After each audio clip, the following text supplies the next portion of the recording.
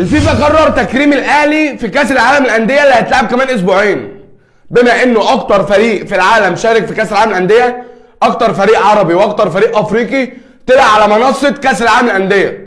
3 ميداليات برونزيه، شارك 7 مرات في كاس العالم، واللي جايه كمان اسبوعين دي الثامنه. ما هو الاهلي بيلعب نفسه. الاهلي في افريقيا عموما بقاله 15 سنه ولا 20 سنه، دي شهاده للحق. بيلعب نفسه، ما بيلعبش حد. وصل 8 مرات كاس عالم، المره الجايه دي 8 مرات كاس عالم. اكتر فريق شارك في كاس العالم للانديه هو الاهلي.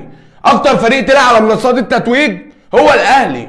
فالاهلي بيلعب نفسه. فالفيفا قرر انه هيكرم الاهلي في كاس العالم للانديه اللي جاي في المغرب.